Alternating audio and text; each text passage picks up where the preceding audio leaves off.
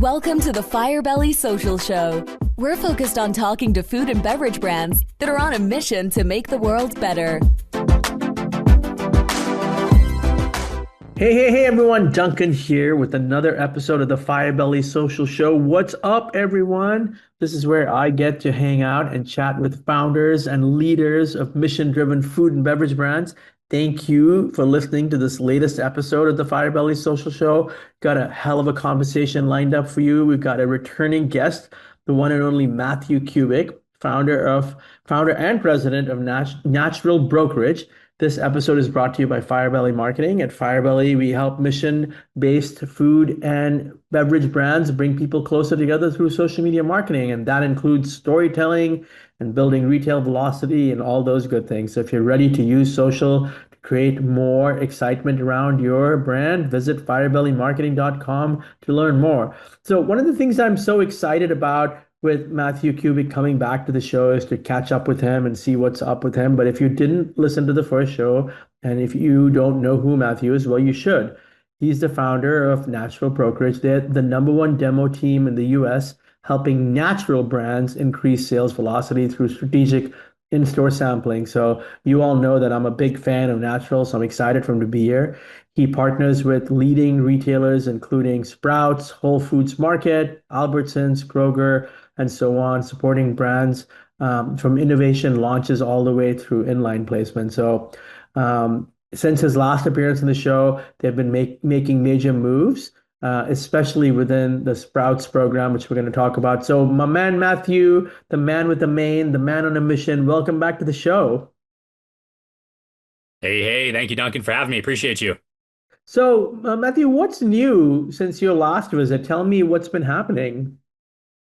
Man, there's been so much happening, to be fully honest. So we've had insane growth. I was kind of telling you right before this that last year we 2x'd the amount of demos we've done in a single year in the best year we've had. And then this year, we've already done half of what we did last year.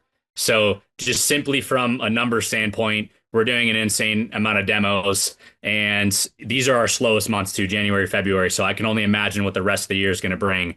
But we've been working with some of the best brands in the US and helping them increase their sales velocity. We've had a lot of really happy customers going from the innovation set and Sprouts to their inline set. And then also helping with Rayleigh's demos, Whole Foods, you name it, we've probably done it. That's amazing, man. Who are some of the brands that you're working with right now that you're excited about?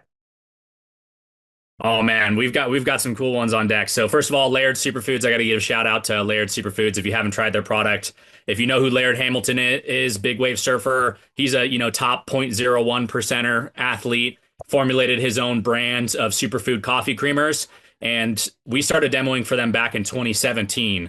So now it's what is that, 7+ years later that we're still doing sampling for them. And they went from having regular coffee creamers and that's it to now they've got bars, they've got greens, they got reds, they got, coconut creamers in the fridge set. They got a little bit of everything. So Layered Superfoods, awesome. We're working with Alice Mushrooms. They're probably our biggest contract this year right now. Alice Mushrooms is a chocolate brand. It's got medicinal mushrooms in it like lion's mane. And then we're working with some other really cool brands like Dumpling Daughter. We're working with Wonder Pop, which is in the innovation set right now for Sprouts. We're working with Flavor Alchemy, also in the innovation set. We're working with Poppy, now owned by Pepsi. So yeah, lots of really cool brands on our lineup right now. I mean, that's so cool. I'm so excited that you guys are doing so well. And, I know that your philosophy is a big part of everything you do. You want to make a difference in the world. And, I'm thrilled that, you're experiencing the success that you deserve. I appreciate that, man. It's been a blessing. I love growing alongside founders like yourself. So appreciate it. Well, let's talk a little bit. You brought up the Sprouts part, and I'm eager to jump into that. You mentioned that that's a big focus, the innovation program, the forager finds, and the fresh finds. Like talk our audience through all of that and how you help brands move from innovation sets into the other sets. Yeah, for sure. So on that note, I think any founder that's watching this is really important for you to be able to find out what's trending at the moment, right? Because if you can find out what's trending and you can tap into that, you can grab that insane velocity and run with it and can take your business to the next level. And so there's been a lot of trending things in the CPG space over the last 4 or 5 years and longer. And so I'm always watching for those. Now, as far as the actual grocery side, right now in natural, the main chain that is trending is Sprouts, period. Nobody is out competing Sprouts for natural retail space. I love Whole Foods. They used to be our main place we demoed. And when they were hot, we were doing 90% of our demos there, right? Unfortunately, Amazon came in, bought out Whole Foods, and their quality has gone downhill. They're no longer the natural chain anymore. So naturally, Sprouts is just waiting. They were waiting to pounce on that opportunity. And, you look at their stock options the last few years, they've just skyrocketed because they're growing so fast. People want natural. And I've got the list of their expansions of stores for this year. They're adding quite a few stores, probably, in the hundreds of stores, definitely in the double digits for sure. And so, yeah, so I've been kind of watching that for a while, and I've noticed that they've got this innovation program. And the innovation program that they help new and emerging brands that have an innovative product get on shelf at the lowest distribution cost they could pay from a major distributor, which they typically use KeHE. They also work with Pod Foods and some other ones. And so it's a phenomenal opportunity where a brand that wouldn't normally have a platform to get into like 400 stores can do that now without breaking the bank. So it's the best program for new and emerging brands. So we've completely diverted our attention on the brokerage side. We are pretty much only focusing on getting brands into the innovation set. And then they've got two other programs. One is called Forager Finds and one is called Fresh Finds. So, and just add one more detail, and then I'll let you see if there's any questions that you have. But it's a 90-day program, the innovation set. So you've got 90 days to show Sprouts that your product can move. And they put you in the most prime location in the store. So most of the stores, it's going to be dead center. The other shelves are like spaced out further away from them, so you clearly see it when you walk in the front door. And so you get just the best advertising platform, and then you get paid cash for your product. So there's literally no better natural retailer right now than Sprouts and their innovation set. That's super cool. And just so in case someone, I should have asked you this earlier, in case someone doesn't know what you guys do, can you just give a real brief intro into what you'll do? Yeah, 100%. So once again, my company is Natural Brokerage and Demos. A lot of people know us as local demo service. We believe sustainable superfood brands can change the world. So any natural type product that takes something conventional and makes it better for you, better for the planet, we help you do two things: get on shelf and get off shelf. And so the getting on shelf portion is the brokerage. So we can help you sell into stores. As I said, right now, we're only focusing on Sprouts. I have a couple other things I dabble in, but typically we're just focusing on Sprouts. And then once we get you Sprouts, I pass you off. I've got some sister brokers I work with. And then on the flip side, once we get you into Sprouts, or you're in other retailers where you need to increase your sales velocity, you need to start generating some new customers, we've got the sampling team. We've got the best demo team in the United States of America. Nobody outcompetes our team, not natural. And we demo all the way from Hawaii to Florida. That's amazing. I love the description. They got the best sampling team. And I see the photos, and you could tell that those are happy people that work for you. So I think that, the reason I bring it up is, from my perspective, if you have happy people working for you, they attract people to them, and people want to check out the products that you're demoing. I agree, man. Yeah, it's the people. The people are what sell, make or break a company. So I agree with that wholeheartedly. And one of the things that makes you so refreshingly different is you're a niche, and then within the niche, you're a niche, right? So first of all, you're supporting mission-driven brands, and then you're focused on Sprouts, and you're focused on natural. So, there's a lot of mission-driven brands that aren't natural. So I think that it's such a wonderful niche within a niche. How do you tailor demos and your strategies to help these kinds of brands? Yeah, so first of all, one of the things that helps us to perform at the highest level is the fact that we are niche down. So when we hire our brand ambassadors, we put them through a training regimen, and we have a YouTube channel that is private that we put them through these trainings. And it's basically a compilation of all the things that I've learned from doing over 10,000 demos myself.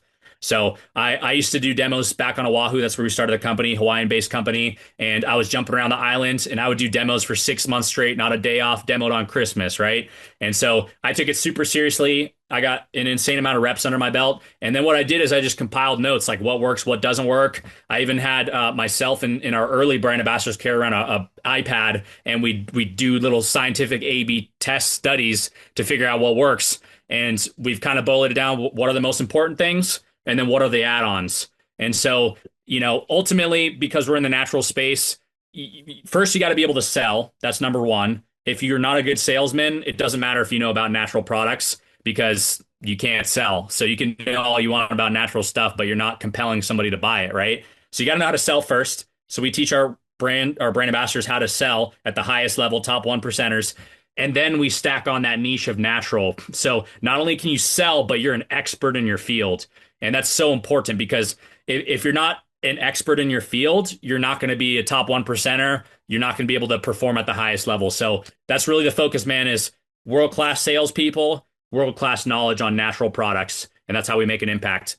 That's amazing. One of the things that is so impressive to me and to so many other people is how you all are able to stay ahead of these trends to keep your clients competitive, especially in a highly swiftly moving retail environment. How do you stay ahead of the trends so well? Yeah, so that's a good question. So that might be a multi-part question, but talking about the trends in CPG specifically, if that's what we're talking about, first of all, that's also why I'm partnered with Sprouts, which, by the way, if you go talk to the merchandisers at Sprouts and you ask them, who do you recommend for a demo company, there's going to be 3 companies they recommend, and we're one of them. But because Sprouts they are the trend setters right now for retail natural products, I am tuned into what they're doing at all times. I'm tuned into what the brokers are doing with Sprouts at all times. So there's some sister brokers I work with that have pitch slams with Sprouts. I'm constantly following those. I'm also in the space. I'm in a natural product, so I'm always watching what's next. What are these influencers saying? What's the next hot thing? What's everybody buying? So things are the market's constantly changing. So I have to keep up on it on myself. I also have to stay connected to some of these people that are setting the trends. And so Sprouts being the number one natural retailer, they're really setting the trend. So I try to follow them with everything I've got. That's amazing.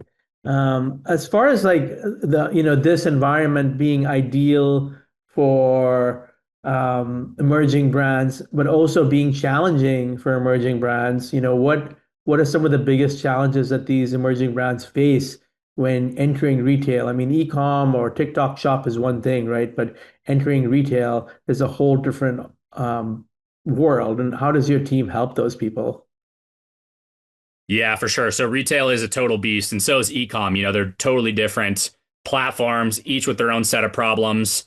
And look, here's the reality. In business, you really got to become number one in whatever you're doing to have a successful business. You have to. If you're not in the top like 3 businesses that do what you do, you're going to struggle, right? So in retail, I mean, the first things first is if you get into the retail business as a CPG brand, you got to double down and say, you know what, I'm going to master retail at CPG. So I think the first thing is to be ready to be in this game for at least 10 years.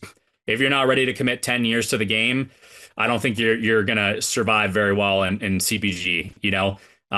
Another thing too is it's very expensive. So a lot of these brands get into CPG and it's like, first of all, getting your product to have a nice margin just in itself is challenging. Okay. And then if you go into retail, retailers take their cut, right? So now you just, boom, you cut that margin out a little bit. Okay. And then if you work with brokers are going to take their percentage, it's going to cut that down a little bit. And then if you work with a distributor, it's going to cut that down. So you just keep getting whittled down as you go. So I think all CPG founders need to be thinking about going at this, one step at a time, take it super steady.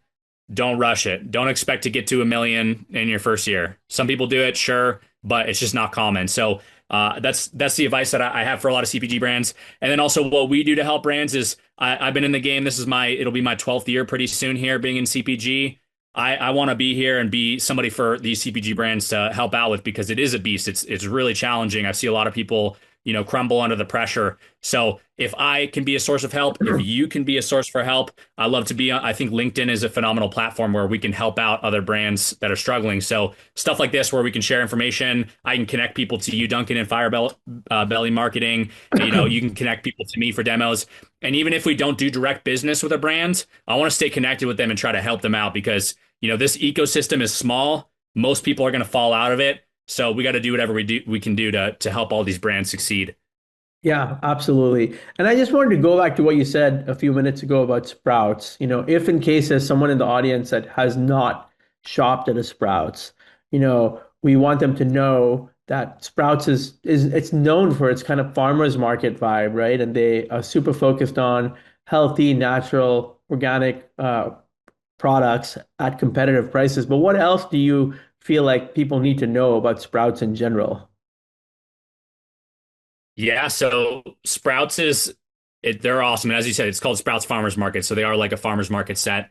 They are smaller format stores compared to like a Whole Foods. If you end up doing business with Sprouts, you want to support them as much as you can. So getting into Sprouts doors is one thing, but maintaining your relationship with them and ensuring product is moving is another thing. So, whenever thinking about getting into Sprouts or any other retailer, you got to have some sort of investment back into it, whether you're doing promos or you're doing demos or you're doing retail marketing or you're doing social media marketing, influencers, whatever it is, you have to do some sort of investment back into. You can't just park your product in Sprouts and cash out because then you're going to be like the other 90% of brands that do that and then they don't end up in line on the shelf. So you got to think about reinvesting in it. And also, too, Sprouts is a launch pad for new products. So it's not, once you get your first product in, that's just the start, right? I have brands, I mentioned Layered Superfoods. They've been in business for a long time. They've been in Sprouts for a long time. They're doing an innovation run right now for their protein coffee. So they have this opportunity where it's like, hey, I don't know if this product's going to perform because it is innovative. Well, I got Sprouts, who's my partner. I've been supporting them for X amount of time. They'll launch this product for me and we'll see if it performs. And if it does, then we can roll it out to Whole Foods and all this kind of stuff. So you got to think of Sprouts like a partnership. This is somebody you want to work with for the rest of your career. So you want to invest back in it as much as you can and then get your profits on the tail end of your relationship with them. That's amazing. And I think that one of the things that is super interesting about them, like you mentioned, is that they curate their products. It's they not everyone can get in, even if you're able to sell. Not everyone can get in. They really offer options for people with, a gluten-free or vegan or plant-based or keto. And then, as you mentioned, the innovation piece is really what makes them somewhat unique, is that they're always taking chances based on their own values. Yep, 100%. Yeah, I like what you said about the gluten-free thing. They do have a quality standard list. So definitely, anybody who's listening to this, check that out. You'll see that they don't allow certain ingredients in. I have a brand, and this will tie into the innovation set. I have a brand called Newtonic, who's a client of mine. Some people may have heard of them. You might have seen Modern Wisdom Podcast, 8th biggest podcast in the world. They do like 80 billion downloads on Spotify. They have their energy drinks and their stick packs of creatine, right? Their energy drinks have an ingredient that's kind of a little bit questionable in Sprouts' eyes, which is allulose. I don't think it's bad. It's considered is it an adaptogen? I forgot. Yeah. There's a word for what it's considered. So, some people think it's healthy, some people don't. Anyways, that product can't roll into Sprouts. However, their creatine stick packs, which creatine is hot right now, that's a trending item, that can roll into Sprouts. So we just actually moved them from the application to now we're going to be pitching them live. So we got to phase 2 of the pitch with Newtonic's stick packs. So we're going to be doing that pretty soon. But the whole point of this is, even if your product doesn't necessarily fit in now, you might have a SKU that does, or that you can formulate that'll fit with Sprouts. And if you can get that in, once again, Sprouts is that launch pad. Now you can do exclusives with Sprouts, or maybe there's another trending product that fits in your subset of products that you sell that you could launch really quick. And then you have an automatic customer that's going to order 2,000 cases or something because it's across, 400 stores. So yeah, definitely they're the leading trend setters for sure. And they do have strict quality standards for what they accept into their stores. Just going back to what you said about allulose, I've paid attention to allulose in the past because it's low FODMAP, and 70% of it is absorbed immediately. It's extremely good for diabetics, like people watching that kind of thing. So, well, they must have their reasons, but that's super interesting that you mentioned that. Just to riff off that, Matthew, what are some, like you hear of brands that don't do, eyeball testing, for example, right? Why is it that even today that there are some brands that are totally like obtuse or closed off to demos? Like, what is preventing a brand from getting the item into the person's hands and mouths? Yeah, for sure. So I have an easy answer for that. It's the cost. People want, they don't want to pay to have a live person who's a sales specialist go and sell a product live. It is expensive, 100%. And I'll never sugarcoat the fact that our demos, they're expensive. Are we more expensive than the average demo? No, we're right on par with the average price. But the average price of demos, it's expensive, right? For the average, brands that's kind of new and emerging, it's a sticker shock when they see how much they're going to get charged for demos. So now here's what they need to be thinking about though.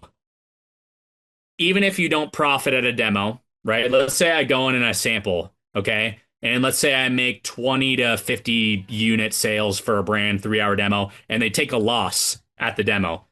Well, even if 5 of those customers become lifetime buyers of your product, those people are going to keep coming back and all 5 of those are going to make you profit. So people need to be thinking about demos. It is a long-term investment. It is not a short-term. It is not a short-term. Neither is brokerage, neither is merchandising, neither is social media marketing.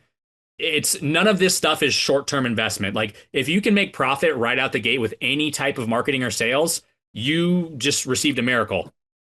Demos are a long-term investment. We're trying to build lifetime buyers of your product, demo by demo by demo by demo. And then after a certain amount of demos, there will be a snowball effect. And now these people are coming back and buying so much. They're telling their friends. They're posting on social media. So now, if you've got 100 to 1,000 lifetime buyers just at Sprouts, now your product's moving passively. It is moving on its own. You just got to keep getting product to the stores now. And then, of course, if you can build that more, now we can get to a point where, Sprouts is ordering every single week or KeHe's ordering every single week. So it is a long-term investment. It is not a short-term investment. I mean, I love that you brought up brokerage, merchandising, and social media because we know that they all play a role in the success in terms of like driving traffic for demos and getting increased sales at the retail location. Yeah, they all work hand in hand. It's all synergistic. That's the fallacy. Like there's no one size fits all diet, nor is there one type of sales or marketing technique that is superior to all the rest. I do think demos are the most direct, but on the same note, digital marketing, everybody's on social media now, and also the cost per getting exposure to one person on social media versus a demo, it's far cheaper to do the social media if you think about it. And the virality of social media, I mean, if you hit virality, it's like, come on, you hit the jackpot right there, right? Yeah, So yeah. it's good to kind of use all these things together, and then you can make that nice, strong foundation for your brand to be successful. And do you feel like you have a success story where you want to share where all of these things came together, well, especially demos to accelerate growth for one of your clients? Yeah, I mean, I've got quite a few success stories, and it's been pretty cool. So as I said, this is my 11th. We're going into 12th year of business pretty soon here. It's been a long journey to get to where we're at, and the last 4 months, we've had more positive reviews sent to us without me having to ask for them than ever. So we've kind of figured out a formula that's really working now. I'm super excited about it. But to give you some examples, a Crooked Spoon is used to be called Acme Valley ice cream. If you guys have ever tried it, it's a full fat ice cream. They don't add artificial ingredients. And, they call it Crooked Spoon because when you stick the spoon in, it'll bend because it's dense. It's the real stuff. It's not fake, right? So Crooked Spoon ice cream, when we first started demoing for them, we did a trial period for 4 weeks and then for 12 weeks. And then they looked at velocity reports. And so they had lift during the demos, but they also had lift 12 weeks after the demos were completed. So they were in Whole Foods. Sales were okay. They had been in, they did nothing. Okay. Sales were X amount. They didn't go up or down. It was right here, right? Then we did demos for 4 weeks, right? And then for those 4 weeks, it obviously went up. But then they found up after 12 weeks, they kept going up. So we achieved lift is the proper term, velocity, whatever you want to call it. Lift is when you're getting profit post demo. It's one thing if you get profit during the demo, but to get it after the demo, that's what we're shooting for. So they've been super successful. I have a handful of brands that have moved from the innovation set to the inline set and Sprouts. So Mocktail Club, when they first got on shelf, we did their demos. Now they're on shelf and they keep rolling in new SKUs. So I think they've rolled 3 or 4 new SKUs in the last year. And we did their innovation set, I think in 2024 is what I want to say. We've done, I mean, there's been countless brands that we've demoed for in the inline set innovation set from Withco's cocktail mixer. We did their demos.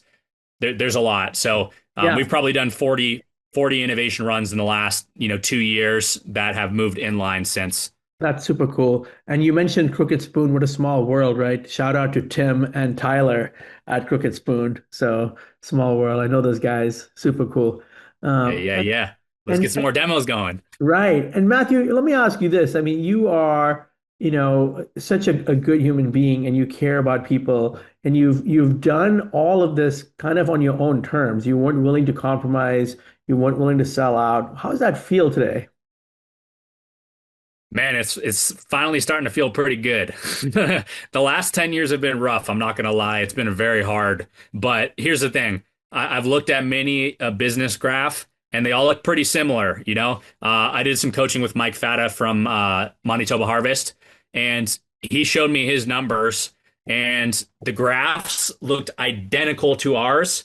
So it's like it's very rough at the beginning, it's flat line, and even employees are going up, you know what I mean?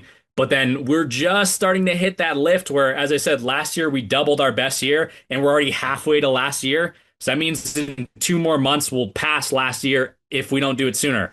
So honestly, all I got to say is God is good. I've been very blessed. And for the first time in a long time, I'm extremely excited to be in the CPG space.